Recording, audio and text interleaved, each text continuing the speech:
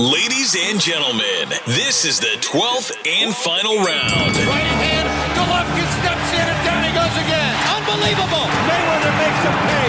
What a rookie mistake. A sensational left hook by De La Hoya. It's facts. I'm the best. You know what I mean? Sometimes I don't want to believe it myself, but it's the truth. I'm the best. I'm going to show you how great I am. From Southern California, this is the Last Round Podcast.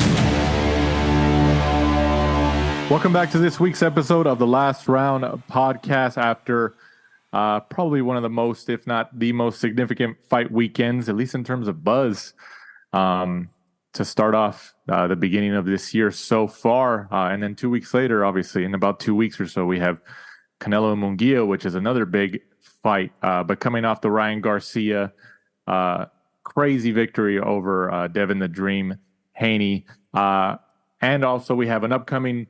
So we had a Golden Boy event this past weekend. We have another one this upcoming weekend. And I guess who better to come on than somebody who's been familiar with a lot of these fighters involved in this promotion since they were kids, especially, and who was obviously high up in the echelon at Golden Boy Promotions at one time. He returns here on the Last Round Podcast. Roberto Diaz, excuse me, returns to the Last Round Podcast. Thank you for joining us, Roberto. No, thank you guys for having me. And no worries. Hey, to be confused with one of the top trainers in the world, I take that. No, hey, how many times has that happened to you? Tell us. A lot. It happens a lot. Either they confuse me with Robert Garcia or Richard Schaefer. So it happens a lot of times. I'm like, okay. No problem. I don't feel too bad then, man. I don't feel too bad. I'm cool. So we appreciate you coming back on, Roberto, obviously. Like we just mentioned, Ryan Garcia got the majority decision win over Devin Haney this past Saturday in Brooklyn, New York by scores of 115-109, 114-110. And then one judge had it a draw, 112-112. So before we get your reaction to the actual outcome of the fight, what was your take on the promotion, I guess, if you want to call it that, which, kind of read between the lines, was breaking the fourth wall here, of the promotion of the fight, of the event, of Ryan's behavior, how was your, take on that whole situation? So a few weeks after the fight got announced and, as a spectator, now as a fan, and somebody that knows Ryan from early on, I signed him to Golden Boy and did the majority of his fights. I labeled it as a genius, that, wow, whatever he's doing in very different way from me. I'm so old school, the boxing way. I said, but he is a genius in the social media and he gets it. I said, a couple podcasts and interviews, they asked me and I said, look, regardless of what he's doing, he's engaging because every time he posts something, there was thousands of comments. So I said, everybody's talking about it. So I think, look, he's doing something, a modern day. We may not all agree, but I think it's working. As it got closer towards the fight, and I saw a total different Ryan than who I know or who I thought I knew, I was like, you know what? I don't think this is promotion anymore. I think there's something, something's not there. And then obviously a little concerned on the fight and knowing how tough and difficult the fight could be. You have to give, obviously, the logic, which doesn't exist in boxing, the logic is Devin had the momentum.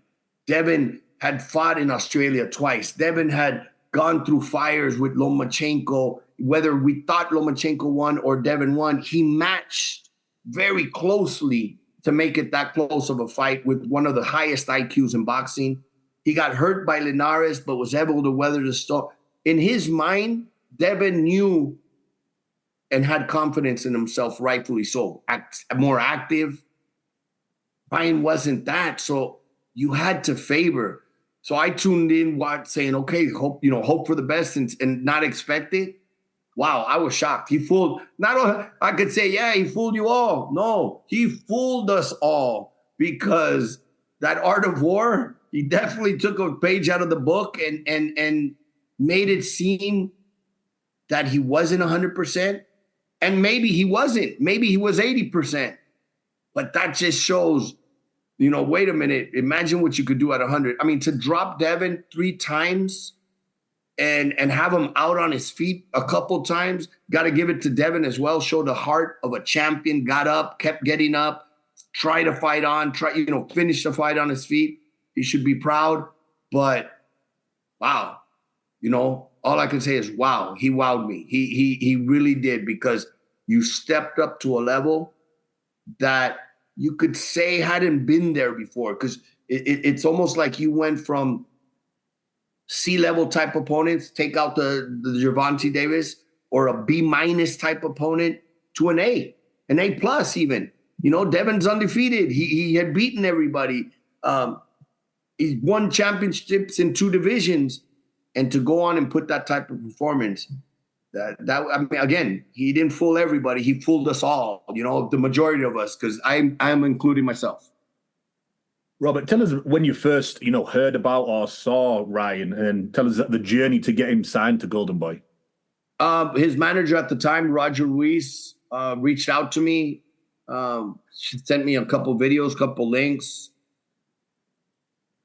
He had like 6 or 7 fights, majority in Tijuana. Again, you don't really, at that stage, that early on, you don't really look at, okay, who has he beaten? You do that more when they have 15 or 18 fights and, okay, 18-0, but who have you beaten? All of them by knockout in the first round. All right. You try to find some names on that resume. With Ryan, there wasn't no names on the resume because he was a baby still. But you did see, and obviously he had the amateur backing right there, multiple-time national champion, over 200 wins. That in itself is very impressive. But the physique, that look, and where a lot of times managers, trainers, fathers, mothers would call me and say, I have the next Chavez, I have the next Tyson, I have the next De La Hoya. Roger didn't say that. I said it. I'm like, oh, shit, this kid reminds me of Oscar De La Hoya. Thin frame, good-looking kid, could fight outside of having one of the big, the big one, the gold medal. This kid has that, and he's in that weight class. So it was a no-brainer to sign him.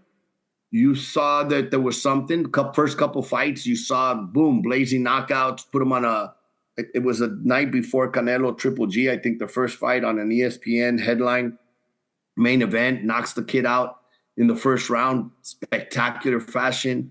And then as you saw the progress in stepping up in fight, doing a little of the same, knocked out a Wonder Boy from Puerto Rico, a kid that was very highly touted coming out of the amateurs. Everybody wanted to sign him, and knocked him out in a couple rounds. So you see it. And of course you would see some fights where, okay, needs to work on this, needs to work on that. But every time, and that's where I have said that Ryan is a sponge, he'll absorb, and he's eager to learn and pick up. Because if you saw his first fight with Eddie Reynoso against a Dominican kid on the Canelo fielding undercard, he wasn't pulling back anymore. Just first fight, he would put his hand to put some distance instead of pulling back. And that right there, I saw it in the first round. I was really proud. I was really like, wow, he's picked this up. And they didn't even have a full camp. I think with Canelo, with Eddie Reynoso, that fight, he had been maybe a month or a month and a half for that fight. So, again, this is a kid that learns quick. A lot label him, oh, he's social media this, social media that. That takes more effort, because on top of whatever you're doing in the gym, you got to go in and put in those hours to grow that fast and that well in the social media aspect. So there was always the mentality that this kid could be a superstar. Always. I think the bad of boxing and the beauty of boxing is it takes one fight for people to write you off, or one fight for people to jump on the bandwagon. And after Saturday's performance, I think people are now, seeing what the true potential of Ryan Garcia is. Do you pull him in, Robert, interview him? Have you ever had any interviews where straight after the interview you thought, you know what, I'm not signing this guy? Absolutely. It happens. I won't even say names. A kid that actually made it to a world champion but sometimes it's not the fighter itself. You sit down, you go through, okay, why do you want to be a fighter, or what's your accolades, what are your expectations? And one of the members just is way off, It could be the fighter. You could see a personality cast, you know what, I don't want to deal with this, or an arrogant way. I always look for, number one, he has to be able to fight. That's the most important thing. Is there a look, a crossover to be a potential star or something like that? Humbleness, discipline. It's always I always prefer discipline over talent, because talent will get you so far. Without discipline, it's not going anywhere eventually. Where sometimes I might not be the most talented, but I'm gonna work my heart off. I'm gonna give you my 100%. Sometimes those are the kids that come out and beat the talented ones who aren't training. So yes, you would see it at times. With Ryan, it wasn't like that. Ryan was very, I want to learn. I want to hear things. I want to, at the beginning, just a great young kid with a good head on his shoulders, because he knew what he wanted. And I look back today and it's like, I should have known. He was very confident and he sounded very confident from day one, but I thought he was just trying to convince himself. And no, he fought very confident. So again, Haney, I give all the props for fighting like a true champion, getting up 3 times. But Ryan knew something that we didn't know. Robert, he came in obviously the day before at the weigh-in, about 3.5 pounds over the 140 limit. He couldn't fight for the WBC World Championship on fight night. I mean, did you think, because he fought Davis last year, there was that rehydration clause, he made that weight, but he has said that it did affect him and he wanted to move up. And so we thought, okay, move up to the next weight class. It should help you be a little bit more accommodating to that class. I mean, you being involved at so many points during his career and signing him and all that, was this expected? Did you think? Because I think even before, it wasn't the Duarte fight. I think wasn't that above 140 as well? I mean, should we have expected the Duarte this? Fight was 143. I do believe the Duarte fight was 143. It was always scheduled that way. People thought maybe at the weigh-in, Ryan did make weight, and then it was changed to 43. Whatever the fight ended up with Duarte, that's what it was always intended for. In the past, we've seen fighters move from one division, make the jump in weight, but the very successful ones that have done it, and I didn't understand it back then. I was a fan. I didn't sometimes, and because there's not a lot of difference between one class and the other, Roberto Duran went from lightweight to welterweight. He didn't go to 140. He could have won a world title at 140, as great as he was, but he jumped to fight Sugar Ray Leonard. Now, at the time, you're thinking, oh, he did it because it was the Leonard fight and the money attracted him. Aaron Pryor, no, there was, I think, Wilfredo Gomez. No, he went to 26. But there's been a couple cases. Marco Barrera went from 115, won his first world title at 22. So there's been those cases where the jump of one division is not enough for that body when it's growing. If you see Ryan, and it makes me laugh sometimes, they'll post pictures and say, look at him, he must be on something now. Look, they show a picture when he's 18 years old, a baby with a baby body still. And then they show pictures of him when he's 23 years old. And today, even, at 25, his body looks so much physically so big. I mean, he looked really big and strong in the fight with Devin. And Devin gains a lot of weight and looks big, but he even looked that much bigger than Devin. So I didn't expect him. I didn't think he was going to make weight because of everything that was going on. I didn't know how serious he was really training. So I didn't think he would make weight, especially a couple days before when I said, he still looks big. I don't think he could physically make the 140, even though it was there close at the Davis fight, a year time, the work, the training, the gym. I think he's a 47. I really do. He looks like a 47. I think his body will be like, wow, thank you. I don't have to deplete. And even if at 47, he's still going to cut weight because he probably stepped in the ring closer to 65. So it's still a cut in weight. but I think he would be much more comfortable at 47. It's a shame that he didn't win the world title, that, he couldn't. But I think if he would have attempted to make the 140 and made the 140, could he have done it physically healthy and make it? Maybe we wouldn't be talking about him winning today.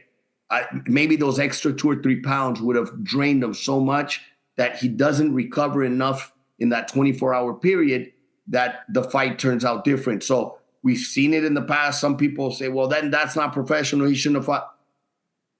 Call it what it is. It happens. It's happened in the past. It'll continue happening. But as long as the other side accepted it, and whatever the conditions were, then we have the fight. I mean, imagine Devin could have said, no, we're not going to fight unless he doesn't make weight, regardless of the compensation. Then there would have been no fight. It would have been a disaster. People would have been blaming Devin. He should have fought. He should have. You never know until you go in there. You think it's all correct, but it's too late to say we shouldn't have. We should have turned it around. It's too late. Look, you went in there, you fought, you defended your title. You're still a champion today because of the rules, and you came up short. It's an experience that now you learn from. So do you think that people who are criticizing the coming in overweight, not being able to gain the actual title at 140 and all that, whether it was a weight advantage or not, because like you said, Devin Haney, we all know, he also blows up fight night as well. He gains a lot of weight. So they were arguably pretty close to the same weight. They hydrate pretty well. Like you said, if the other side accepts it, there's terms. It's like, hey, let's proceed. From a business side, especially because you were involved in the business side for so long, the promotion side and all that. I mean, obviously you're still in some type of role like that. How do you, I mean, I know you kind of explained it, but how do you balance it in terms of professionalism? Like the people who are saying, the win isn't legitimate, it's not professional. He won, he got all this popularity, and he's becoming a strong A side and a big star. But the professionalism is what taints the sport. How would you respond to that? I mean, there's rules and there's divisions and there's contracts for a reason. Sometimes it's inhumanly impossible for them to make and cut it. I don't know in this particular case. If I'm on the Devin side and this happens to me, and it's happened, you negotiate to the best that you think you can to make the fight happen. As a promoter, obviously you want the fight to happen. You've spent so many thousands of dollars, hundreds of thousands to get this, and it's a disaster. People would have been, it would have been horrible had they walked away from the fight. So as a promoter, you try to make everything put together to fix the solution. And I don't think there was a mistake made as far as taking it. Obviously, easily to say yes today, we shouldn't have. But that's always going to stick in your head if you wouldn't. If Devin and his team walk away, number one, they walk away from a lot of money. Number two, it's something you don't recuperate right there, and it's something that's going to bother you forever. Saying, "What if?" And there's nothing worse than what if. Now Now there's no what if. But at least there's a big amount in the bank. You still have the title. You learn from mistakes. But I think those that criticize, look, it's boxing. Yesterday's news in about 2 or 3 days, and then they move on. It's so funny to see. It's so funny to see how so many people were writing Ryan off. And today, so many people that wrote him off are on that wagon to say, "Oh man, I knew he was going to win. I actually bet money on Ryan." So it's funny to that, but that's boxing. The boxing fans in general are probably the hardest fans to please in any sport. I take it to like Joe Montana wins the Super Bowl, or if Purdy, my team, if Purdy would have won the Super Bowl this year against the Chiefs. I don't see Niner fans saying, yeah, but he wouldn't have been better than the Montana team. I mean, you enjoy the moment, or you don't compare them to greats from other eras, or you don't say this team isn't better than the team from the 80s. It's irrelevant. But in boxing, but he can't beat Tank Davis, or he wouldn't do this to so-and-so. It's like, no, but he wasn't fighting him. He was fighting Devin Haney, who last week was one of the top guys pound for pound, and he shouldn't be now disregarded like he was nobody, and Ryan just got just another win. And the way he did it, What did you think about Harvey Docks, the referee's performance? That's getting a lot of attention as well. Maybe the many times that he did break up the clinches and all that. There's people looking at it from different directions. What did you think about it? I saw a video today, and it was like, man, it hurts boxing. These are boxing people supposedly putting these little videos together and throwing them out, and it's like you're hurting your own sport. But I saw a video today that somebody put out and saying that they need to investigate corruption and this and that he pushed Ryan to the corner, and then he fixed his pants before he started counting. I mean, literally, that's what the video says. And then he starts counting, slow count. Well, yeah, you always got to make sure the fighter goes to the neutral corner. You come back, you start the count, but he started the count with the timekeeper's count. So he didn't start 1 when he came back. He started at 3. So if he brushed his hand right by his pants, he wasn't fixing, oh, shit, I'm on TV, let me make sure. So I think we tried to get in too much. Could he have stopped the fight? So check this out. I think he could have stopped the fight at one point. Then those same fans that are criticizing him for not stopping the fight today would be saying, oh, see, he protected Ryan because Devin Haney was going to come back. And so it's like, now a referee, and a lot of times, yes, there is some bad calls, bad decisions, but we get the benefit of reviewing and watching and rewinding and watching. And the referee has to be right there they don't have like, hey, bro, you should stop the fight, or hey, you should give him an 8 count. All right. It's on their moment right there. And things are happening so fast that they got to make that judgment call. They can't like time out. Hey, supervisor, what do you think? So it's on a dime.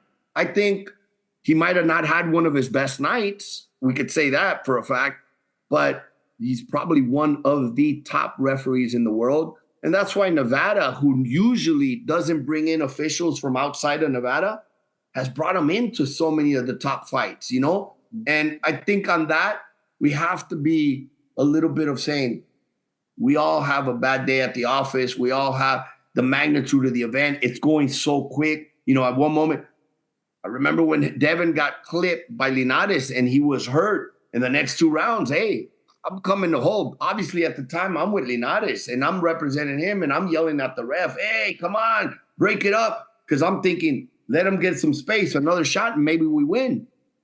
But as a fighter, the fans are like, they don't understand. He was holding on. He was scared.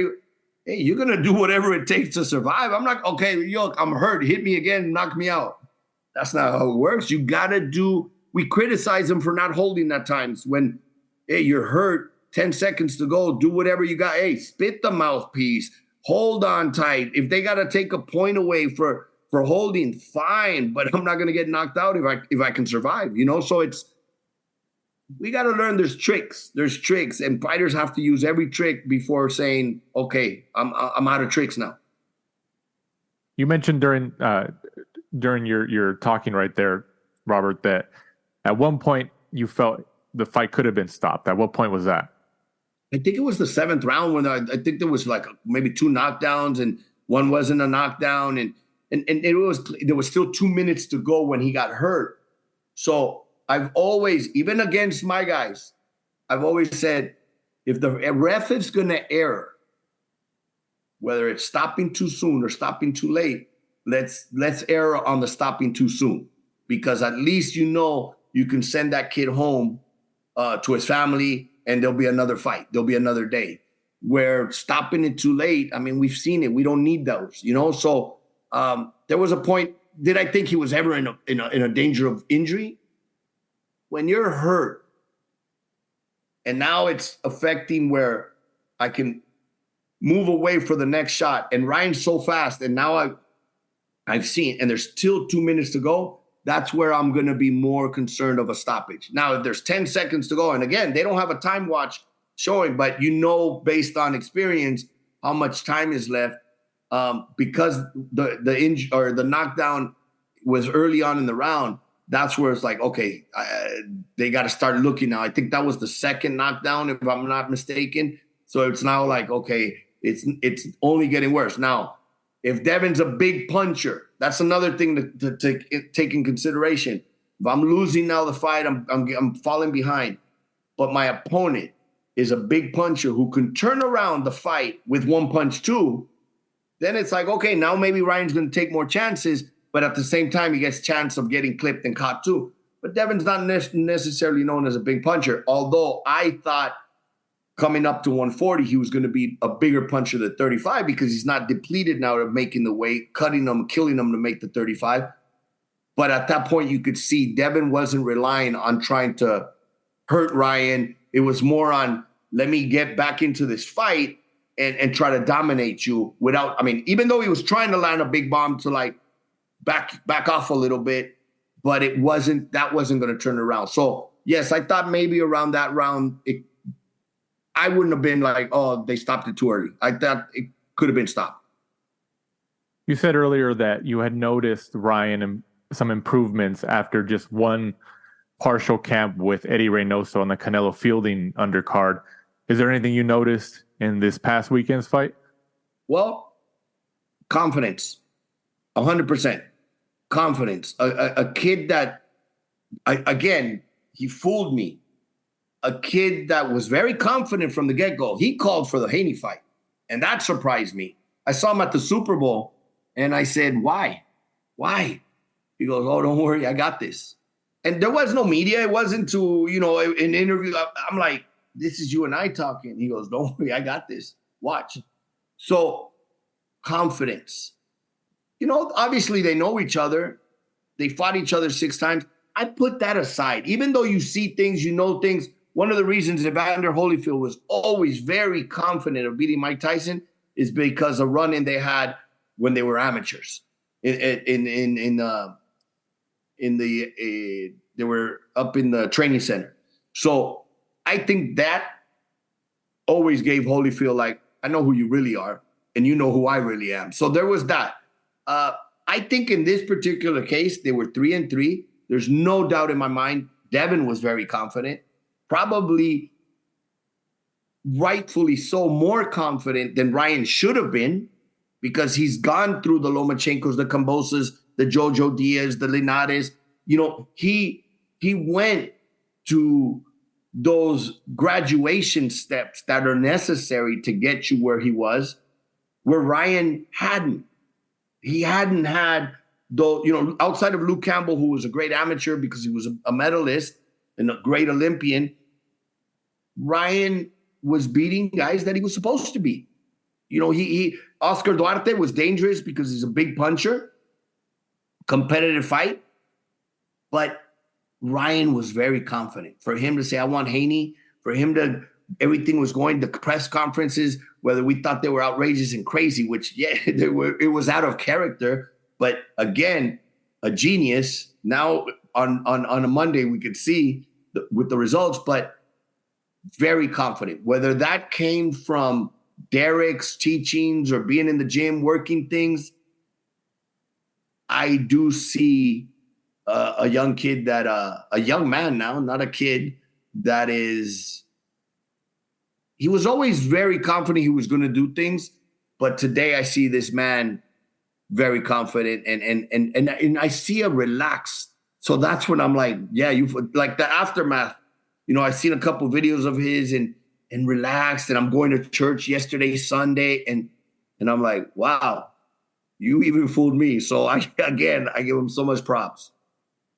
There was a point during the fight, Robert, where, I think it was after probably the second knockdown. The momentum was definitely on Ryan's side, and he's going to the corner at the end of the round, and he's kind of like just dancing his way to the corner, and then he looks at somebody in the corner and just kind of, playing with somebody in the crowd. And then Derek James steps in, puts a stool in, steps in, and kind of flips him around and tells him, hey, get back in the zone.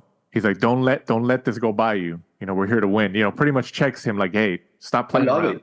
I love that. With somebody like Ryan, just because he is the personality that he is, and especially because he won, and like you said, he has confidence now. Do you think this is the playbook he might sustain going forward because he sees that, this kind of helped me. I became more confident. I won, because as a trainer, how is Derek James going to reel that in to try to hone that behavior? I think that was amazing. That was great work by Derek, because if you have somebody in the corner that just cheers that on and keep going, Ryan may, in the next couple rounds, get so comfortable and so overconfident. That's where you can get caught. You fall asleep and you're enjoying the moment, and you're, hey, fans over here, and hey, look what I'm doing. It's an easy fight. Boom. Don't let your opponent grow. Don't get overconfident, because it could change on one. So him bringing him, I think I remember he put his head on him, head to head, and like, hey, focus. And yeah, you're right. We're here to win. Focus, And I think that is definitely necessary and was necessary. And again, great job from Derek, because it brought him back. Okay, you're right. There's a plan. We're on a mission. We're here to do something. Focus. And I think that was very important. Based on the scores that we read at the beginning of the episode, 115, 109, 114, 110, and then 112, 112. What kind of fight did you see out of those three scores? If somebody didn't watch the fight, you're describing it to them, which one of those matches up the best? I did see, I could understand, like, whoa, this is crazy. How we go off a lot of times as fans, 3 knockdowns.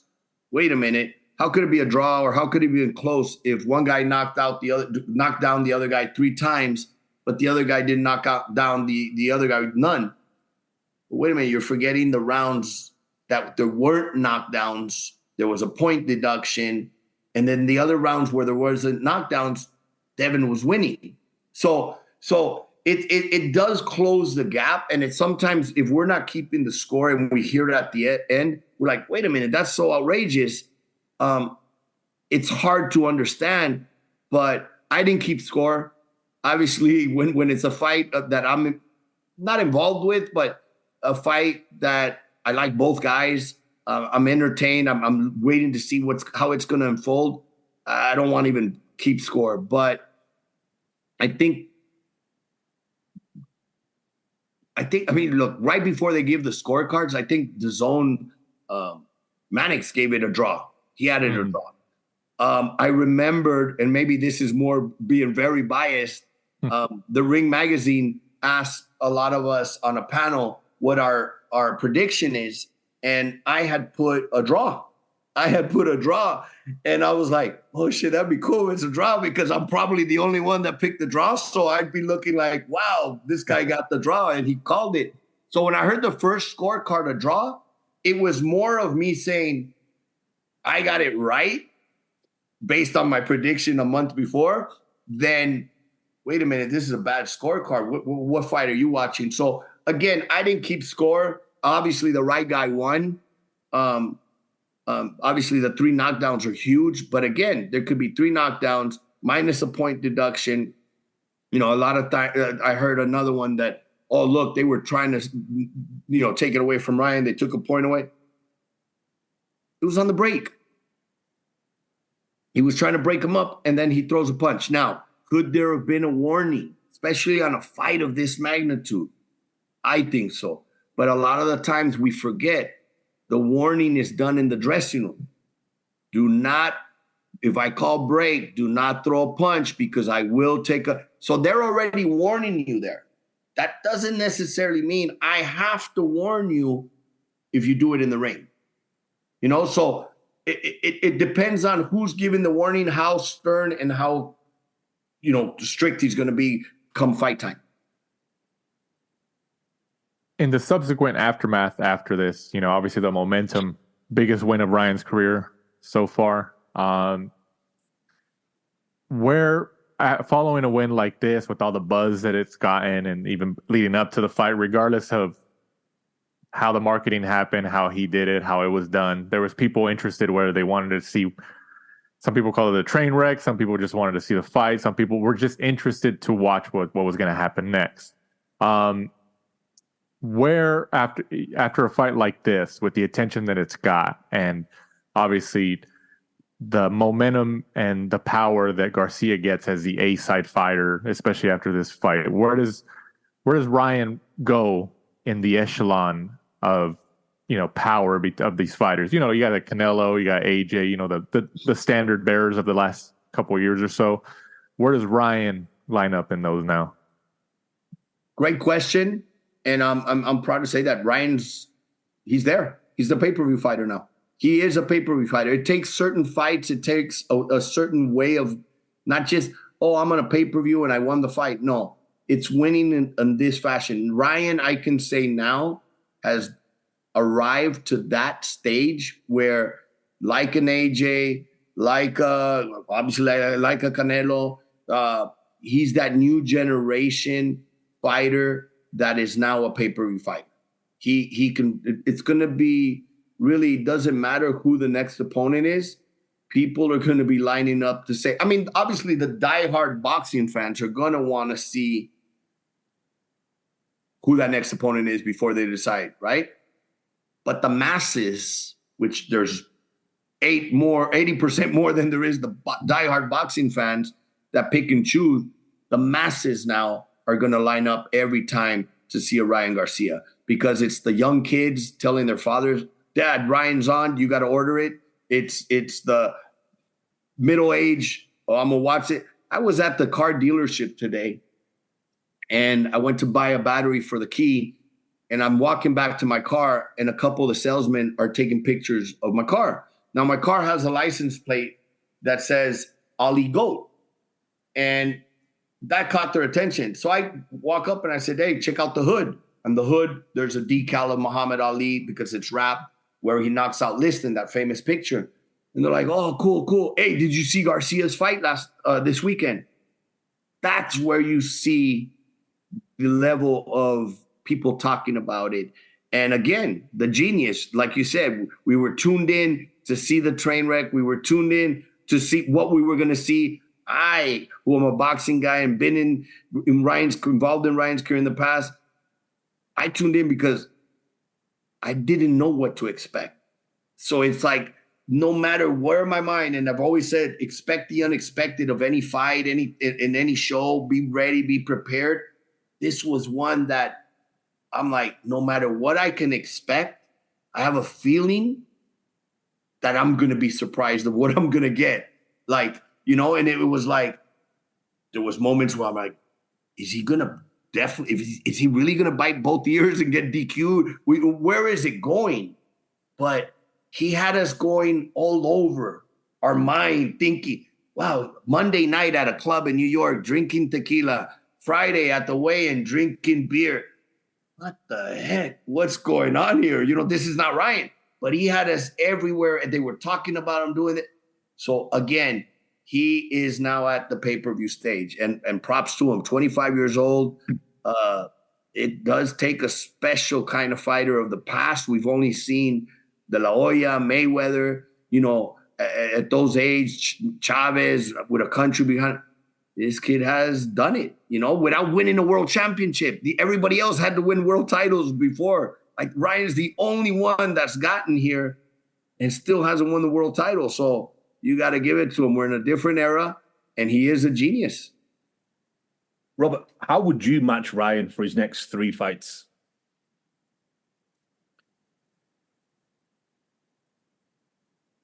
Great question. If I want to go the pay-per-view model, if I want to make business, hey, what's that guy with the rainbow hair? Sean O'Malley.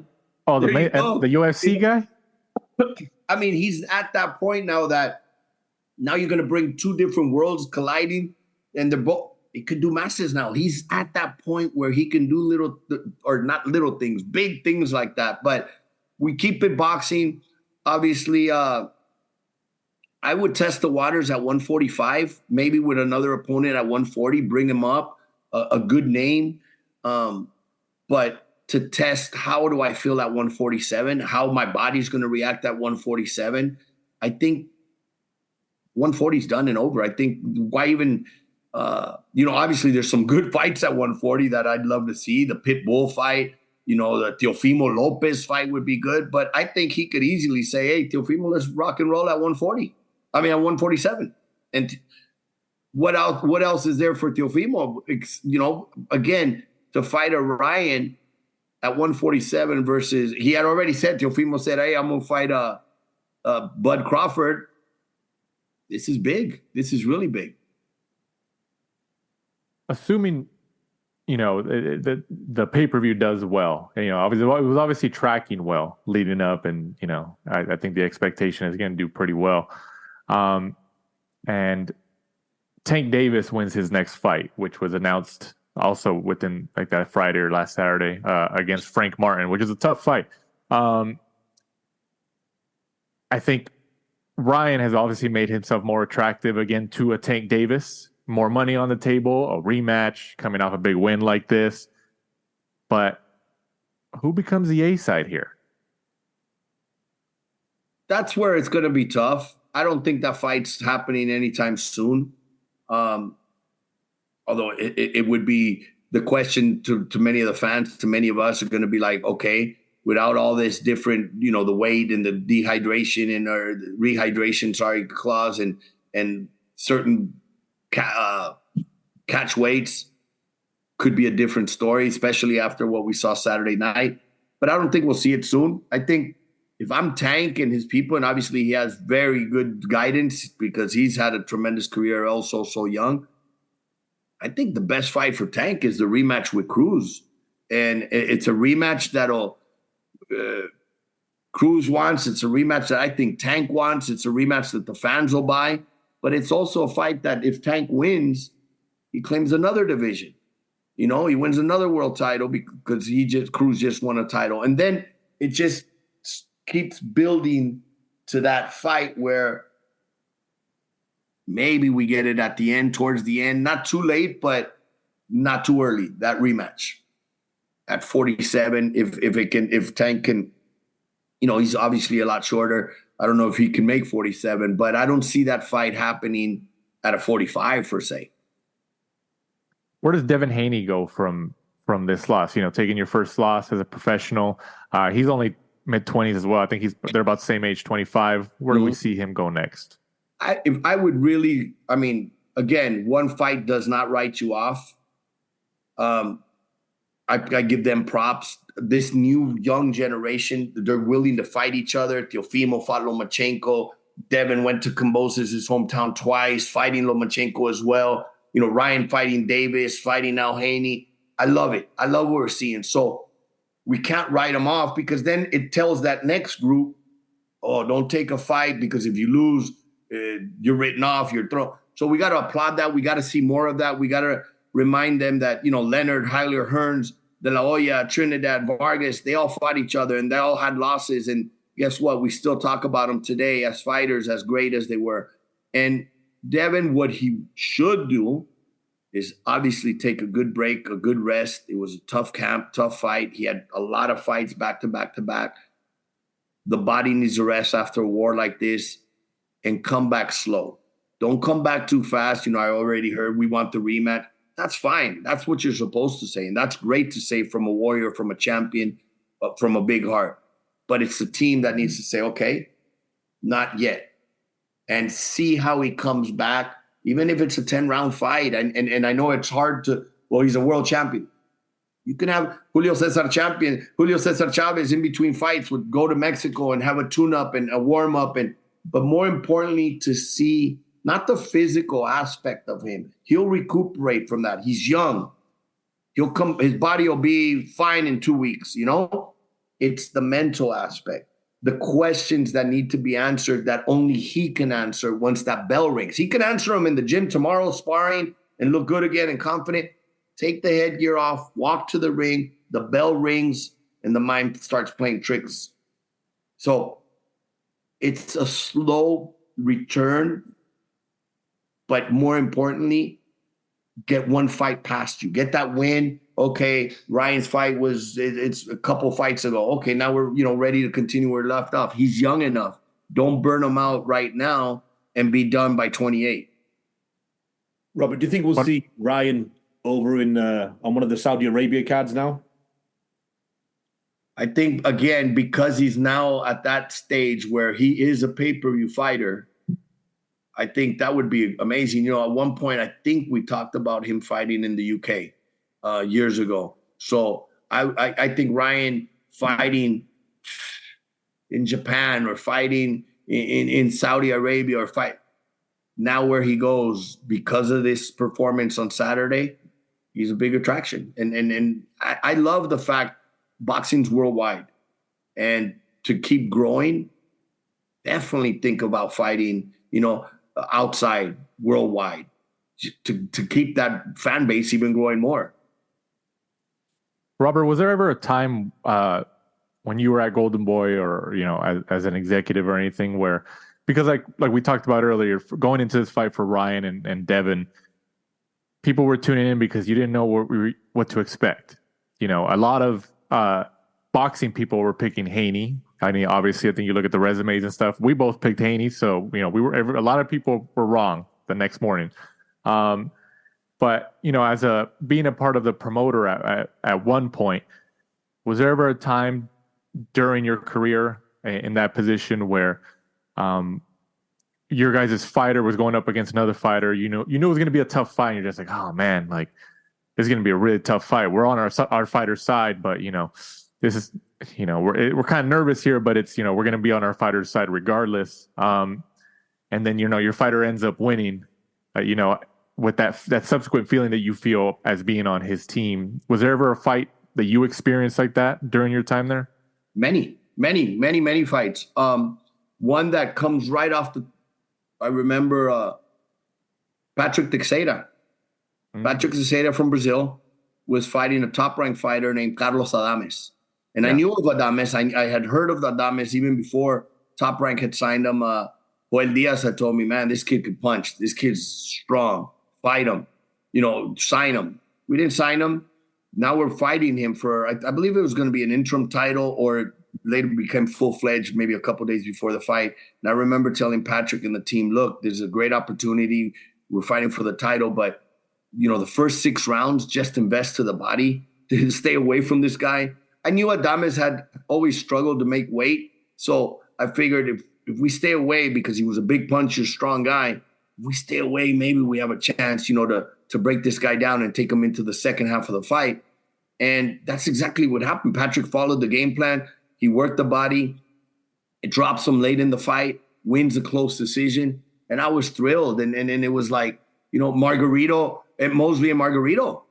Nobody gave Mosley a shot. And I remember Mosley telling me, when I took him to do his medicals in San Pedro for the fight, and he's telling me, man, you're going to see, again, the confidence of a fighter goes a long way. And he told me why he was going to beat him and how he's going to beat him. And, and it was, you want to believe him as your fighter. You want to win for your team and your company. But on the other side, you have this guy that is destroying everybody. And it's like, man, I want to believe you. And I hope you're right. And then when he did it in the way he did it, in the fashion he did it, it was like, wow, that was good. To me, it's still one of the best victories I've been a part of, because of a lot of things involved with the fight, the magic raps, as we call them, and just Mosley overcoming the odds. And he believed in himself more than everybody else. And that just always sat really cool with me. But Robert, have you ever been that confident you put $2 million on a fighter? I didn't have the $2 million to put, even if they're professionals. I wish I would have. Definitely. On the co-main event, Robert, a Golden Boy fighter, he still is obviously. John Scrappy Ramirez took his first loss He's now 13-1. David Jimenez beat him in a 12-round unanimous decision win by scores of 117, 111 twice, and 116, 112 for the WBA Interim Super Flyweight Championship. Were you there when you guys signed, or was that after your time? I brought in Scrappy with Zurdo, put him on a couple times while I was there, and then he signed after I left. Real close with Scrappy and his team. I posted even before the fight, I think it was Saturday morning or Friday afternoon or something. This is a 50-50 fight. This could steal the show. You know, the little guys, I've always been entertained by the little guys in the divisions in boxing because they let their hands go and they fly. They throw on average 75 to 100 punches around. So you see a little bit more action. So I said, hey, this could be a stealer. It could steal the night because I knew Jimenez. He had fought. I had matched him against Ricardo Sandoval, one of my top guys that I was always trying to, move into a position and get into a world title and believe he will be a world champion. But I matched him there, and Jimenez showed me a lot of conditioning, showed me some talent outboxing and lowering the output of Ricardo, who normally throws a lot of punches. So I knew he was a fighter of respect. Scrappy had the momentum again because, he had been active. He had been fighting. Very confident young man. Should be. He's undefeated. Sometimes what you can't buy is experience. And where Jimenez had a tremendous amateur background, again, he won a medal for his country. Scrappy didn't have that amateur background. He's learned a lot on the job. He's done a tremendous job to even get to where he's at with what little he had as far as experience. And that just shows that anything's possible. And he came up short, but I'm proud of him because he proved he belongs there. He didn't get blown out. He did lose a decision. But his spirits, I'm not saying he's, celebrating, but his head's up. And I read a couple comments where I'll be back. This is not it. It's not over. This is where you can learn and grow. But this is the beauty of boxing. As a matchmaker, as somebody that was worked with so many fighters, I want to see the real character of a fighter. This is where it gets tested. Does he throw in the towel and say, I'm over with this? Or does he come back stronger? And just from his actions and words he's mentioned over the last couple of days is I see a fighter coming back with something more to prove and hungrier and working even harder. And then also Arnold Barboza got the hard-fought split decision win over Sean McComb by scores of 96, 94, 97, 93. And then there was 92, 98 for McComb. What'd you think about that matchup? That got some attention. People felt like, Barboza probably shouldn't have got that win. What'd you think? I could see why.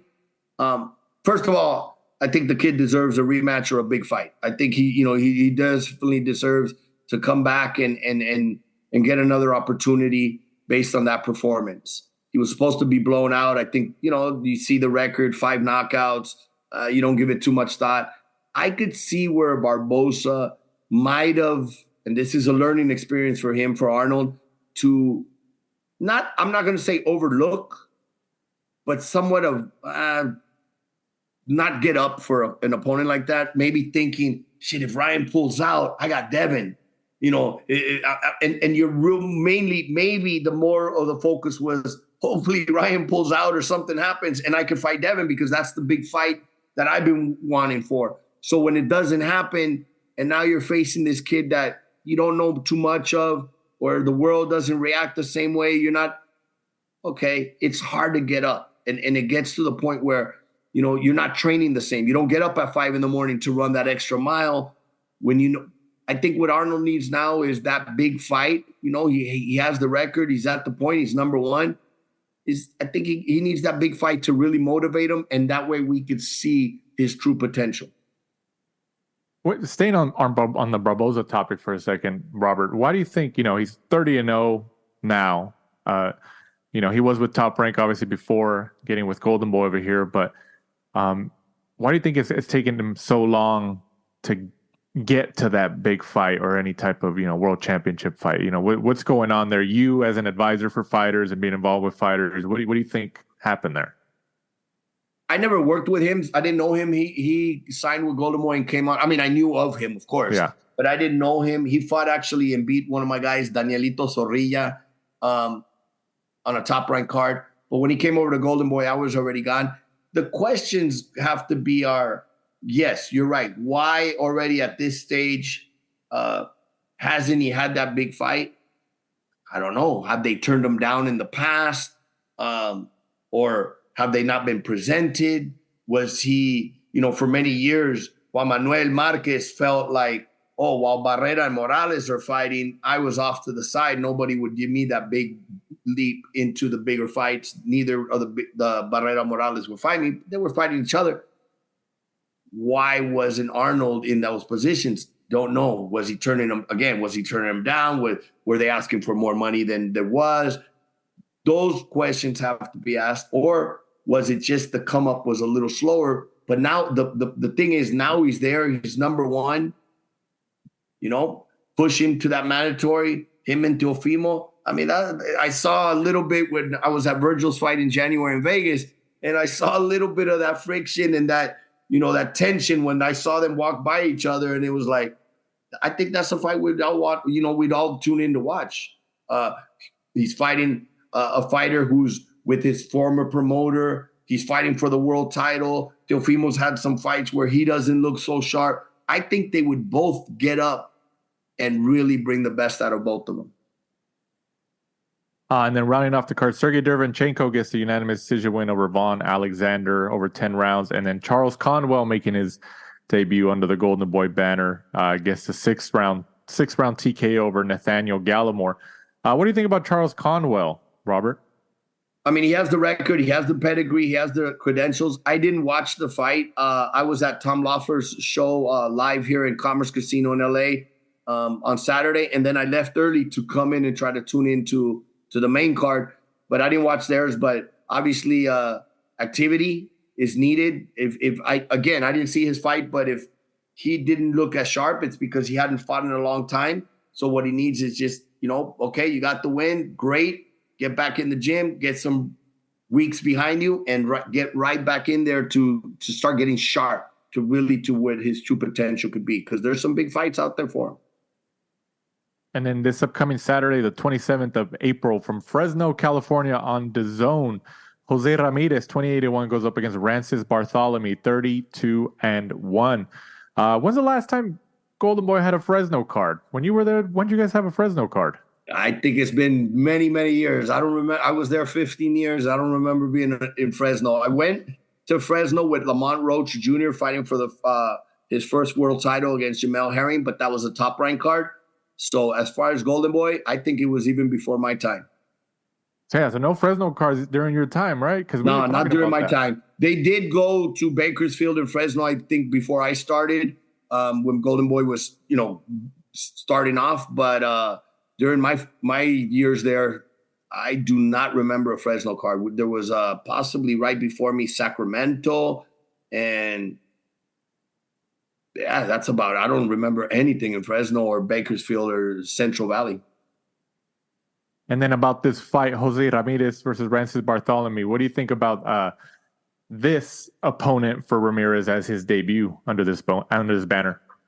Personally, I mean, look, Barthelemy is you could say, let's say, in a polite way, he's a cutie fighter or stinky fighter, but he's going to be a very difficult fighter for Jose to catch. I could see, and I say this with all due respect to his ability, his style. He knows how to fight. Obviously, he has a good record, but he doesn't care to please the crowd or one of those fighters that, you know what? Let's just go. The people are booing. I'm gonna go for it and give the people what they came to see.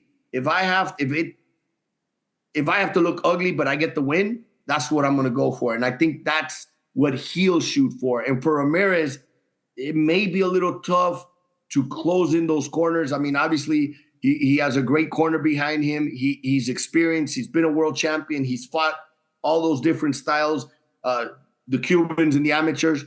But I think personally, as a fan and as a matchmaker, I would have liked a little bit more of a guy that I'm going to stand in there with Ramirez and trade. and get an impressive knockout, make us a very good splash and an announcement that I'm here, 140, my debut with the new company, and make a big bang. I don't know if that can happen with Barthelemy. I could see Barthelemy on a bike, holding, moving, pushing, running. Hopefully I'm wrong and we get a very exciting, very entertainment fight. You kind of answered the question I was going to ask. It's kind of a strange selection for a Golden Boy debut, a Fresno home crowd. Yeah, definitely. I mean, again, I think a more exciting, I don't know, a British toe-to-toe guy, another Mexican that comes in and it's not going to move around, maybe not a banger per se, but somebody that stands ground and said, let's go toe-to-toe. And, similar to the Ricky Perez, the kid that fought and beat JoJo. Not a big puncher, but fights like a puncher. He's not going to run around the ring. He's going to come at me. Something like that, entertaining. The crowd would have gone crazy because that kid could take a punch. Alexis Rocha was landing bombs on him, and he'd come right back and throw punches. And it's like the crowd even started going crazy because that's entertainment. This kid, I could see Barthelemy getting on the bike, moving, running. And got to see what Jose, can he cut off the corners? Does he have that, spurt to like, okay, you're not going to run for me. Hopefully it's a little ring. I know. Do we know if this is at 140 or technically a 140 fight? I believe it's at 140. Yes, I believe so. Do you think Jose Ramirez? I mean, I would think yes, but based on obviously the money that he could make, but Ramirez would move up to like 147 because Ryan says he's moving up for a fight like that against Ryan in the future. Absolutely. You take these decisions based on who and based on worst outcome scenario. Recently I was with Pablo Cesar Cano, who fought the majority of his career at 140, did take some steps up and fought at 47. Paulie Malignaggi at 47. He fought Shane Mosley at 47. But those were big opportunities that if you lost to a Shane Mosley, there's no Shane. He beat Zachary Ochoa on Pro Box last year. Then we get notified there's a possibility of a fight in the eliminator against Giasov. Looked at Giasov records, not a big puncher, even though he's a welterweight, which is not naturally Pablo's ideal weight. The pay was decent and the opportunity was there. If you beat a Giasov, you're now in a position where you can demand some higher purses. And at the end of the day, we weren't so much looking for a world title. I was more looking at, is there going to be some money in the bank to retire for you? And weighed out the benefits. And it's like, okay, Giasov shouldn't really hurt you because he's not a big puncher. Let's do it. Now, you would have told me, okay, look, he won the mandatory now and he has to fight Terrence Crawford. Then I would have been like, okay, Pablo, let's make sure everything's in line. And if the money's there, you go for the opportunity, but not realistically, that's not your weight class, So with Ramirez and Ryan, if I'm Team Ramirez and Bam Ramirez, I mean, that's what you sign up for.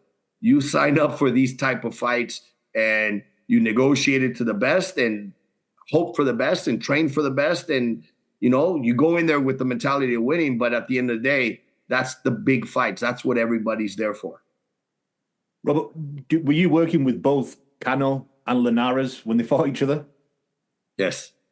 What did you do there? Were you like standing in the middle between them? Like, I'm on both sides here. Very funny one you asked, because in particular with them two, I've been very close to them since they were both about 17, 18 years old and guided their whole careers. It was Jorge that told me, after he fought a kid named Abner Cotto from Puerto Rico, he told me, you know what, I felt so much better at the new weight. He didn't want to make the 35 anymore. And he's like, I want to jump up. I want to go to 140. Let's try to get the Mikey Garcia fight. I'm like, Jorge, you knocked out Abner Cotto, who's 130, even though it was at 138, there was a catch weight. He's not really a 140. Let's test ground with the real 140 before we go into that deep water of Mikey Garcia. And it was with Cano, and I remember Michael Woods, actually, the night of the fight, asked me as I walked into the arena, he says, what round do you think Linares stops Cano? And I said, again, I'm with both of them.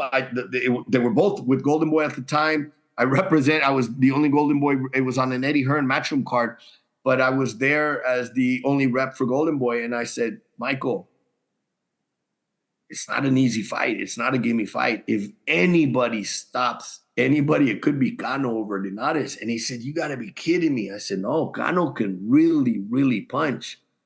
Jorge is going to have to be very, very focused and sharp. And Jorge could win maybe on cuts or later in the fight or a decision, but not a knockout.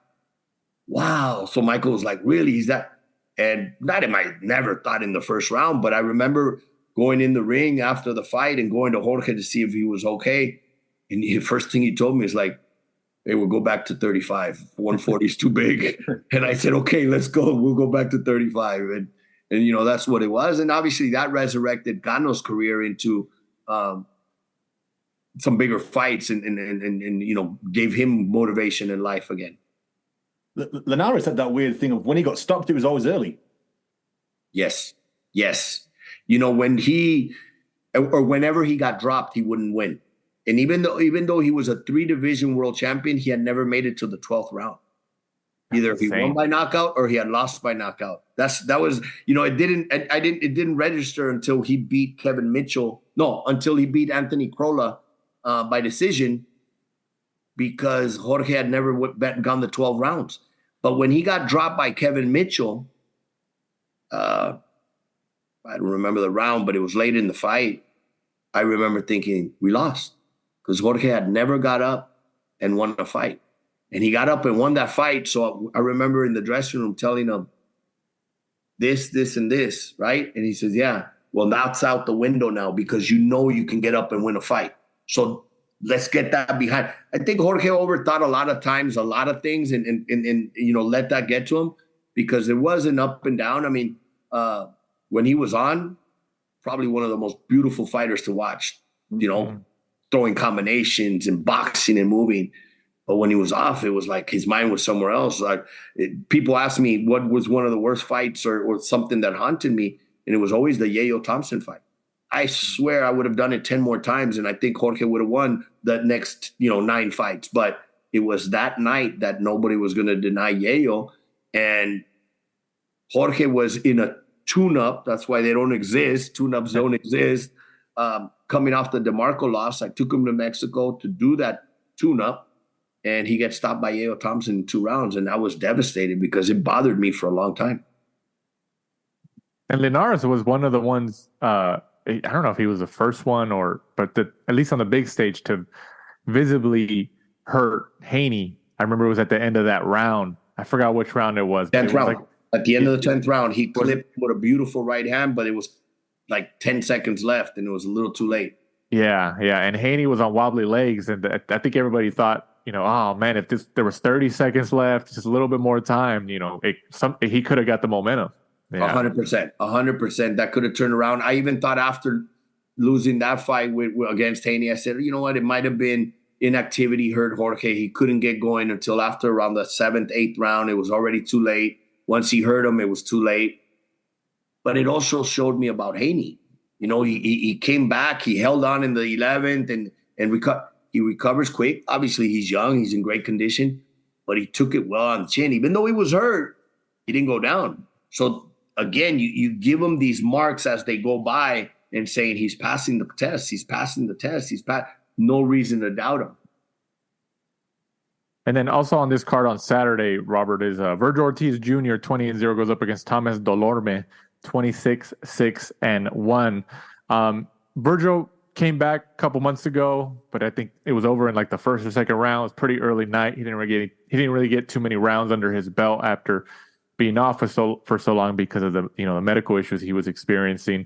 Do you think that as a fighter, you know, if you were on his team or, you know, still within the Golden Boy banner, do you guys ever have conversations with fighters when, you know, they've had long layoffs and you say, hey, you know, we're not telling you to, like, if you see the knockout, take it, you know, do what you got to do, we get the win, but, you know, also if you can, try to get some rounds under you to try to get that wheel going again. When you try to tell a fighter, if you hurt him, and that's a fighter's instinct, if you hurt him, get him out. Get the rounds in the next fight. If you hurt somebody, because the worst thing you can do is, okay, I want to get some rounds. I know I need some rounds, especially because of inactivity or layoff. I hurt him. I'm gonna back off a little bit. I don't want to finish him because I need the round. Don't let a fighter grow or get back into a fight because you never know. A headbutt, or you break your hand in the next punch, or something happens that you're like, man, I should have had him out when I had. Or he comes back and beats you because of whatever.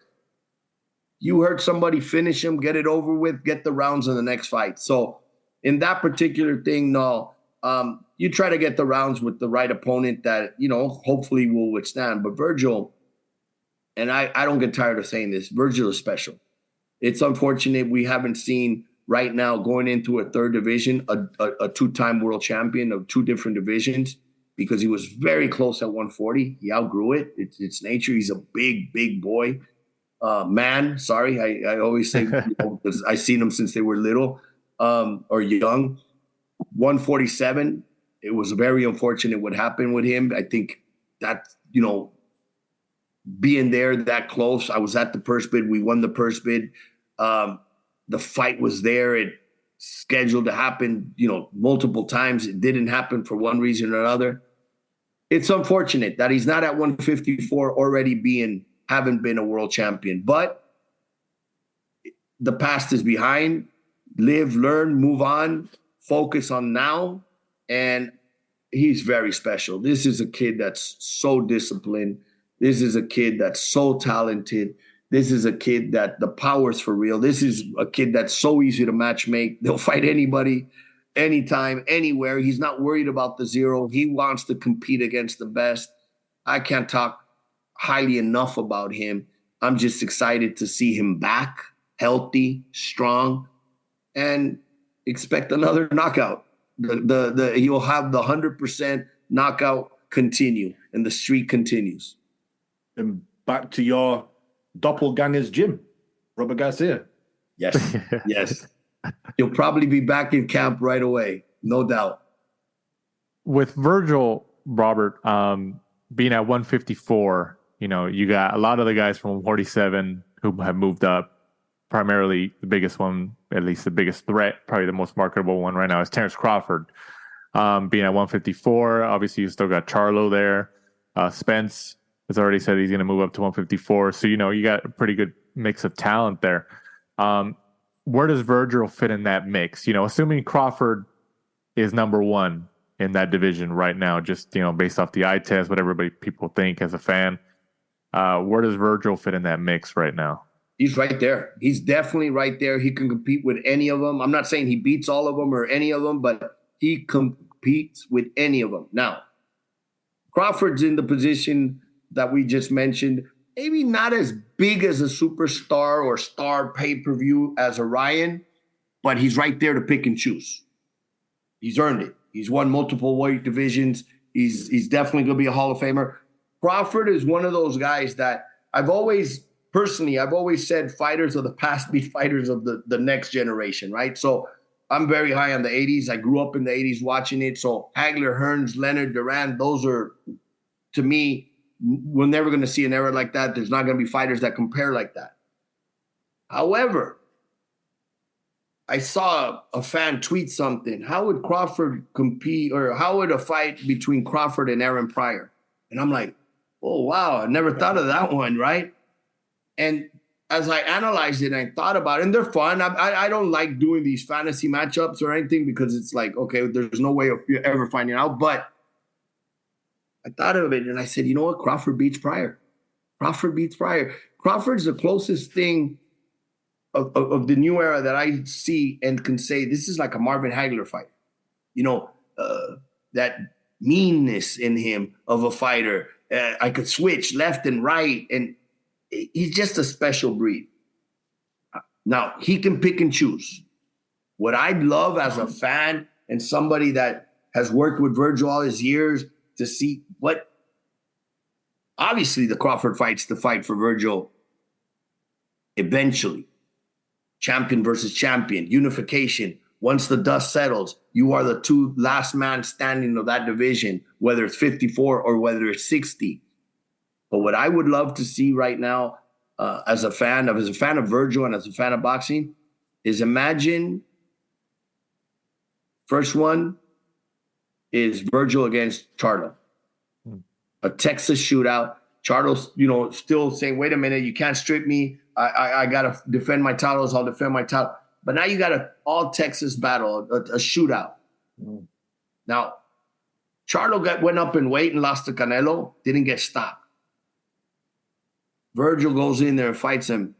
And I'm not saying this is what happens, but if he stops him, and again, I worked with Charlo many years, so I know both of them, but it's a great fight. It's a world title fight. And if Virgil stops Charlo, which Canelo couldn't at a bigger weight, I mean, really, what does that say about Virgil? And then after Spence gets a fight or two, because if I'm Spence's side, after that fight with Crawford, again, similar to what I'm saying about Devin, get a couple fights in, get that loss behind, get the confidence back, get that feel that, okay, I'm back where I'm supposed to be. I'm confident. Now, if we thought Charlo and Virgil was big, Spence and Virgil even bigger, because now it's a Dallas shootout, not just the Texas shootout. So now Virgil, if he beats a Charlo and beats a Spence, it just made him and Crawford at 160 even bigger, So that's the route that I would like to see. Obviously, I'm not in control of that, but that would be ideal.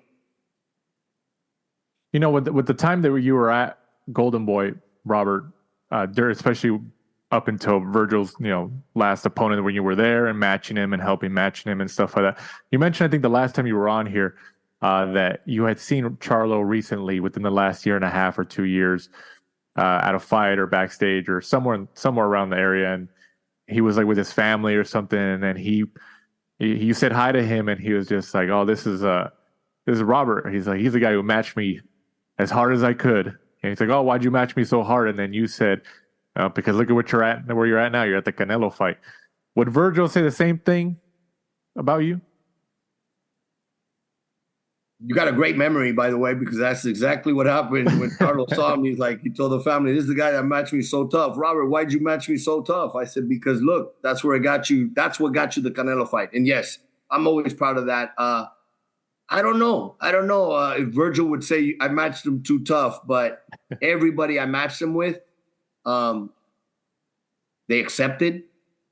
And again, he was always a pleasure to work with. Virgil, I don't know what fight it was. It might have been like his 11th fight that I matched him up with Juan Carlos Salgado, who had knocked out, coincidentally, Jorge Linares in the first round, former world champion. Virgil, I think, fought his first former world champion around the 11th fight. And then, obviously went on and fought Mauricio Herrera and went on and fought. He's fought like 2 or 3 former world champions. And, even talking to him and his team one day, to his dad and Hector Beltran and everything, I was nervous at the weigh-in of Mean Machine. I was nervous. I remember pulling, obviously I'm not going to go show my nervousness to, Virgil himself, but I remember pulling Hector Beltran and saying, "Hey, Hector, tomorrow's smart. We don't need to go after this guy. He's going to come to us anyway. Jab's going to be key, smart. This guy's going to come at us. We don't have to go looking for him." I was really nervous, not because of what I had seen prior of Mean Machine. I mean, there was respect,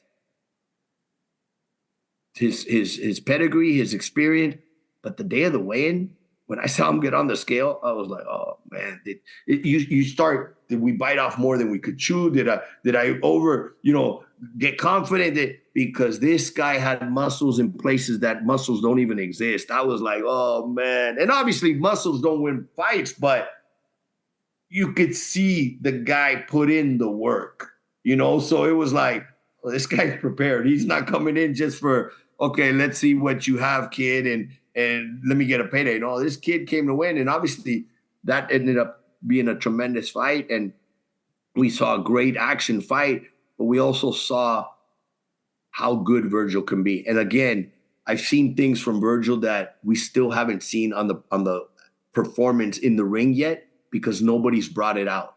he's at the point where every fight, I think we'll start seeing different things and improvements, because now at this level, fighters are going to bring it out of him. And it's just going to impress everybody to say, wow, I didn't even know he had certain things that I've seen. And it's like, I can't wait to see him again. He's gonna be like the talk of the town. It's just a matter of being active. Robert, Danny and I have always said that Golden Boy, match hard, but when the fighters get to the big show, they're always ready. Now, if we look at it again, is that more of a Robert Diaz thing, or is that more of a Golden Boy trait? I think it was a combination. When I first started at Golden Boy, my goal, and this was something I was very clear on, not just to Golden Boy, but that I would say to media, and that I would say, I'm not here to build a record. To be honest, I think a record can be built easily and financially not easy, but easily. You fight 20 guys that nobody knows of. You could get 20 wins and you get 20 knockouts all in the first round. That looks very impressive. But what happens with a fighter like that when they step up and fight somebody that's now not here to lay down and actually here to fight back? It's going to be like a deer in headlights. They're going to freeze because it's normal. You can't go from a D level and all of a sudden, okay, now I'm ready for the world title. I'm going to fight the world champion, because he's going to do things I've never seen. So I said, I'm not here to build a pretty record. I'm here to build champions.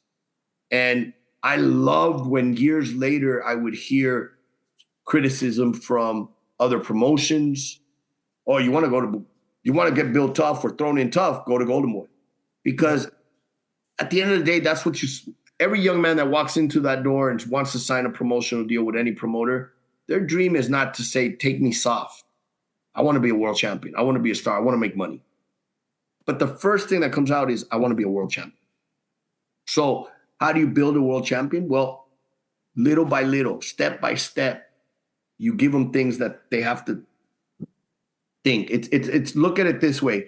If you're a fighter training in one gym and you have the same sparring partners Monday through Friday and you're dominating them, and sometimes the trainer tells you, hold back, don't go so hard, because then you're not going to have anybody to spar with. You get relaxed. You know who you're sparring with. You know, okay, I'll take it easy. But if you're somebody that's jumping from one gym to another, sparring everybody, you're going to grow more. You're going to learn things. You're going to have a bad day. You're going to get beat up one day and say, okay, now I know if I don't raise I'm going to get caught with the left hook. So you progress, you grow. Same thing in a fight, little by little. Okay, you never fought a southpaw. I'm going to give you a southpaw on this one. I want to see how you react, how you struggle. Going back to Virgil, everything you threw at him, knockout, knockout, knockout, knockout, knockout. So you stepped them up a little faster than most. Now, if there would have been a time where, okay, he struggled, okay, take the foot off the gas and slow down a little bit. It happened to me at one point with Deontay Wilder. When he got caught by a kid here in Fantasy Springs, Harold Scaniers drops him, and Deontay was almost out. And I'm like, oh my God, this is it. My bronze medalist. And he got up, survived, got his legs back. A couple rounds later, knocks out Harold. So right there, I knew Deontay could knock anybody out, but why put him in unnecessarily with a big puncher? Now, in the heavyweights, it's not necessarily a big puncher. You carry your weight with the punch. You can knock anybody out, but I'm going to try to keep away from the heavy punches at this time when there's not something riding at stake. Obviously, once you get to that heavyweight title, hey, I can't help you now. Whoever's the champion, that's who you're going to face. And he won it, and it was so satisfying because a lot of critics were quiet, shut up and then say, okay, look, there was a reason. There was a progress. He started boxing late, but he won the title, and it brought it back for the first time to the U.S. in many years. So it just depends on what you have, what you're working with, who they are, what their weakness, what their strengths. You try to work with that. But again, with Virgil, he's passed every time with flying colors. So hopefully he will say that as well. Robert matched me tough, and that's why I got here. The conspiracy theories behind that Wilder, there was like a 20 count, and There's no video footage of the fight and the one at Fantasy Springs you were talking about? Yeah. I've always heard that. I think it might have been an undercard. In fact, it was an undercard because I remember a co-promoter to the main event came up to me at the weigh-in and said, "Hey, your card looks good." He had the bout sheet, except this particular fight because it looked like a mismatch. And I told him because he had the main event opponent against the Golden Boy fighter. And I said, including your fight, that's the only one I'm worried about. The rest, I know we're winning. But it was like to throw a jab at that promoter because I'm not even worried about your fight. This is the only one I'm concerned about. Harold Scanier, look, that's what sometimes boxing doesn't look at is some of these guys in the past, the Tex Cobb, there was a Virgil Smith. There was these road warriors that were always on the road taking fights and over 100, sometimes a lot of losses. The Rocky Balboa, theme is, but they learn on the job and they're tough. They're tough guys. And when you have a young prospect, sometimes don't look at just the record. Look at who have they lost to, because that's where some guys slip. They look at a record. Oh, he has so many losses. Yeah, I'm 8-0. I'll fight this guy with 20 losses. But it's who those 20 losses are, because sometimes there was a fighter in Mexico, Quirino Garcia, 154-pounder. They would have pulled his license in today's boxing because if you look him up on BoxRec, Quirino Garcia, I think he lost his first 20 fights, 0-20. And you're thinking, man, why didn't he get discouraged at 0-8? 0-9. I would have okay, this is not for me. I wasn't meant to be a boxer. But later on in his career, he starts beating guys and eventually beat Simon Brown, one of the best fighters in that time. And that's when you're like, talk about learning on the job. This guy learned by getting beat and then ended up, I don't know if he ever won a world title or not, but I think he competed for it and fought some of the tough names towards the end of his career.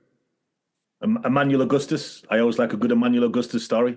Exactly. Emmanuel Augustus, another one. That's what boxing needs these guys, because when you do come off a loss like Devin Haney today, do you go back and fight a guy who nobody knows or who's never been tested and is going to fall in one round? How does that benefit Devin? What Devin needs now is, when he does come back, is a fight that's going to give him confidence, but that he can get some rounds in and not be too much in danger of, obviously, you don't put him in with a big puncher in the next fight, because if he does get hit and there, you want to see him react and not just, shy away. So that's where those type of fighters are needed for boxing. Boxing's always been around the Rocky Balboas, in theory, the Emmanuel Augustus, those type of opponents that'll give you the rounds, give you that win in between the tough fights, because they can't all always be tough. And if you take them lightly or you're not ready because you just have a pretty record that's been built, they'll beat you. They will beat you. Joseph Diaz Jr. versus Oscar Duarte, also this Saturday. You know both of them very well. What's your take on it? I was involved in the 90% of both of their careers. I signed both of them. It's one of those fights similar to Linares and Cano that it's like, oh, man. But as a fan, I love it. Mm-hmm. I think we're going to see a hell of a fight right there, because they're both coming off defeats. Duarte to Ryan Garcia, Jojo to Ricky Perez. They're both coming to prove something. On one side, you have a very talented young man in Jojo Diaz, a veteran now because, he's been around, Olympian, former world champion, had some rough times, had some challenges, but really is motivated right now. I think I see it with his kids. Really wants to prove the world wrong, really wants to prove something to himself. So I think in this particular fight, in this particular camp, his back's against the wall, making you when you're more dangerous when your back's against the wall. And Duarte, young, strong. What did he learn from the Ryan Garcia fight? How is he going to feel now with the new corner? He still has part of his old team, but Robert Garcia now a great addition. I see a very entertaining fight. Jojo is not a runner. He doesn't run. He boxes. He counterpunches beautifully. When he's on, Jojo was very fun to watch. And and he doesn't back down. If he gets hurt, he doesn't back down. He'll go to war. I think he's a little outgunned because of the power and the strength and the youth. Duarte just needs – the key for Duarte is let your hands go. You hit hard, but what good is it to hit hard if you don't let your hands go? So let your hands go. Set up. Not everything has to be hard. I would always tell Duarte this. You're trying too hard to knock the guy out with every punch. Loosen up, relax, touch, and then come in with that big power shot. Because Duarte does hit hard. I think even Ryan felt it and said it, man, that kid can punch. And I've heard people say that, hey, this kid punches similar to Maidana. So that should be a very, very entertaining fight. The question is, what JoJo shows up? Does Duarte become the first fighter to stop JoJo? Does JoJo come back now on this level of my back's against the wall and break Duarte apart and cut him up and even stop him? So I think this is a very, very, again, where the fight that could steal the show, fans don't want to miss that one. That's a fight. And again, I'm like that father that their two kids are fighting because I really like both of the guys. I really support both of them through the years. This is the one to fight. I wouldn't even go. I was invited. I'm not even going. This is the fight that I could really sit down at home and watch and say, I want to sit down. Like Scrappy says, get your popcorn. I'll be getting the michelada and the popcorn ready for that one. I've always thought or would like to have seen JoJo stayed with a big trainer like Joel Diaz or, joined a gym like, Robert Garcia's. That was talked about in the past with him and, not necessarily to take over, but to add. And he did try it a couple times with Joel Diaz. Obviously the fight with Tevin Farmer, and it was successful.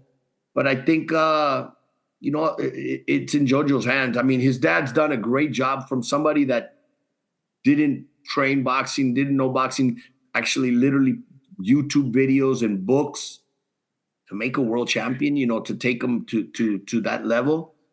But I agree. I think, to add somebody that's been there, and they had Ben Lira for many years, who's tremendous trainer, tremendous years of experience. I don't necessarily know what happened there, but at this point, it's pretty much now a do or die. For Duarte, it's not that bad because, he lost to Ryan Garcia. He lost early on in the career. A loss to Jojo Diaz is a setback, but it's not the end of the day. Jojo, because of his, he lost to Devin, Cepeda, Mercito, and close decision to Ricky Perez. Right now, that's why I say his back's against the wall, but that's what makes him more dangerous. The experience, the talent's there. It's just a matter of, I tweeted the other day, you could cheat your wife, you could cheat your job, you could cheat yourself, but you can't cheat boxing because everything unfolds inside that ring if you cut corners. It was announced today, Robert, as we round towards the finish line for this episode, that Saudi Arabia is their general entertainment authority, which has been doing all these fights over there for the last couple of years that they've been calling Riyadh season. They're going to stage a fight in the LA area. I don't think they've announced an actual location venue yet, but everybody's kind of saying maybe the Staples Center Crypto Arena. I heard the stadium. You know what? We heard peeps about that, but that's a lot. Yeah, that's a lot. But if anybody has the money, they definitely have the money. So headlined by Terrence Crawford versus Madrimov for a 154-pound WBA title, and also Big Baby Miller versus Andy Ruiz, Pitbull Cruz versus Rayo Valenzuela. And then also, this is the one we wanted to get your take on. Leo Santa Cruz comes back in a rematch against Abner Mares. Abner Mares hasn't fought quite a few years, primarily because of the eye injury that he had, and which happens. It's a contact sport. How would you look at Abner Mares kind of returning with an eye situation like that? I worked with Abner for many years. I worked with Leo for many years. I know both of them. Obviously, I was excited when they fought the first and second time. I think if it is in LA, first of all, it's awesome that they're even thinking LA. As somebody that lives in LA, that LA is definitely, they know there's a huge fan base for boxing. I don't and I love the fact that there's even that talk that, His Excellency is bringing fights now into the U.S. and not just over. So again, boxing's worldwide. To bring, just imagine the event that they're planning on doing, and he's not going to do something at a little level. It's going to be huge. It's going to be big. The entertainment, the show, everything about it. So I just don't know if that's an LA card. As a LA boxing person, as a boxing person, and as an LA based fan, Terrence Crawford in LA. Yeah, diehards are going to go watch because it's Terrence Crawford, one of the top guys in boxing. But I think that's more of a Vegas card per se. Andy Ruiz, maybe that's why. Pitbull obviously will help, with the Mexican fan base here. Abner Mares and Leo being added to it, I think they're thinking, okay, that both LA fighters, that'll help push it as well. But yes, there has to be concern. Leo hasn't been the most active, so inactivity level, all right. But the concern there is, I know Abner wouldn't be doing it if he wasn't 100% physically fit. He's doing really well commentating. He, obviously has a beautiful family and his kid. And I don't see it being the typical story of the fighter coming back because of financial needs. I think it's more of like that itch. I saw it with Linares. I saw it with Cano. It wasn't really a money thing. I didn't like the way it ended last time. I want to go out in a big bang. I know I can do it. Maybe the rest did him well. Obviously, if he passes all his medical exams to get licensed, let's see. I'll support it. I'll watch it again because I know both of them early on, and both of the first two fights were entertaining. Does it turn into another Leonard Duran 3, or is it possible another Barrera Morales 3? So that'll be the question. What are we going to see in the third one? We'll see in a couple months. Absolutely. Well, Robert, we always appreciate when you jump on here on the last round podcast, especially after a big fight, which seemingly solidifies some type of stardom for Ryan Garcia. So this could be the first of many, but he's definitely got a lot more eyeballs tuned in to his career, and only at 25 years old. So, it's possible that, he could be the next guy to take over for like a Canelo or these guys who are kind of on the older side, still there, but, the mantle's still there to be taken from. And, I think Ryan should be in that conversation, at least after this past weekend. So we know that you are advising fighters, you're still involved heavily in the boxing business. If there's fighters or somebody on their team who's listening to this right now, are your services open? If they wanted to contact you? Absolutely. They can send me a message either through Instagram on Michelada Time. They can reach out to me, rdiazboxing@gmail.com.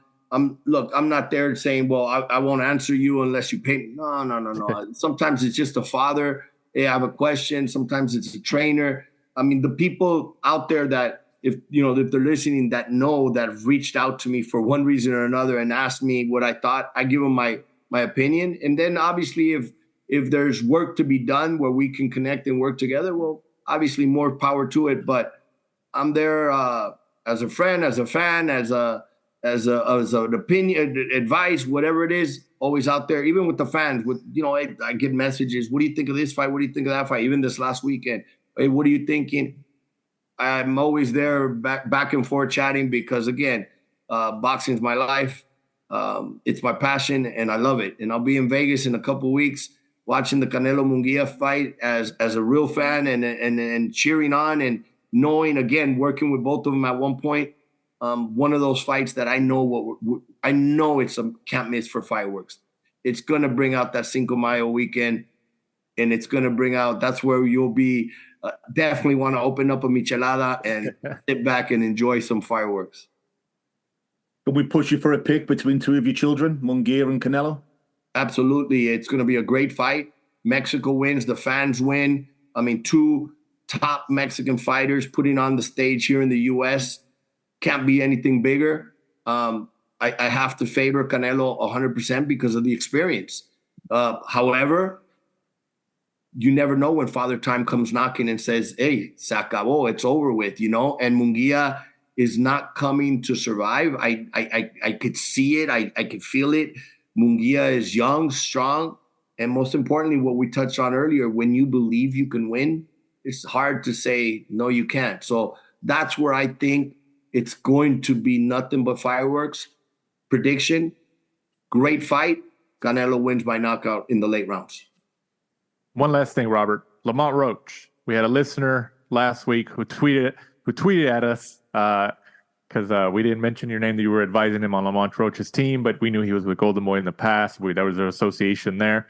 Tell Mike why Lamont Roach is one of the best fighters in that division. Because Mike was like, we were talking about different fighters, and Mike wasn't completely sold yet.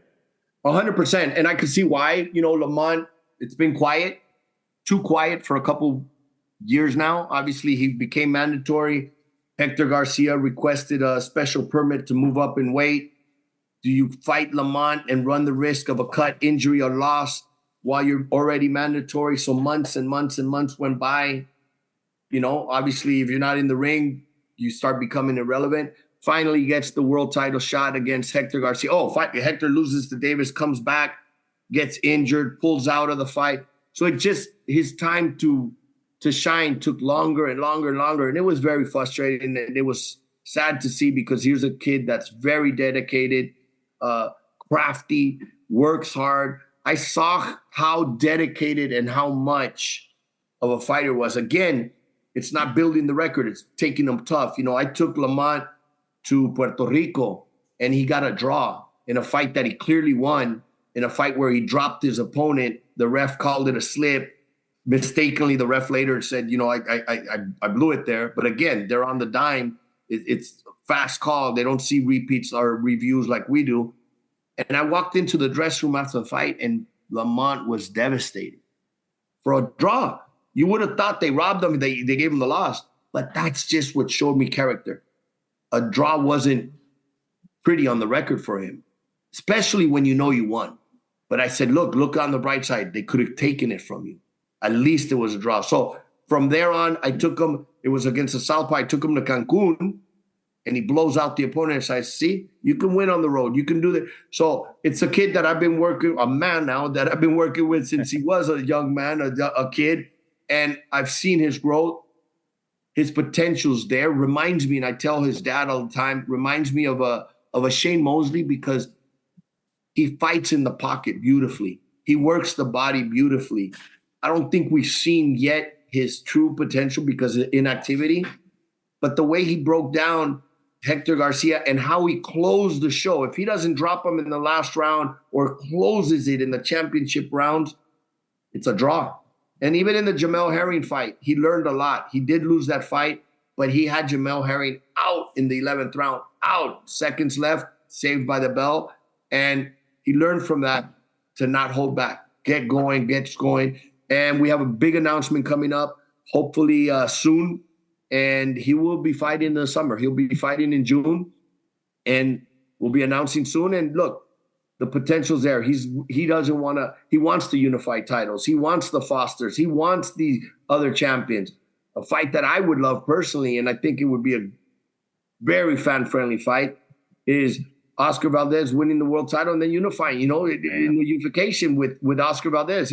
Recently, I think his fight was a world title, an interim or something. So, a fight with Oscar Valdez is guaranteed fan-friendly fight. So, expect big things. I'm hoping to get him, that we see him 2 or 3 times this year, even though we're almost midway.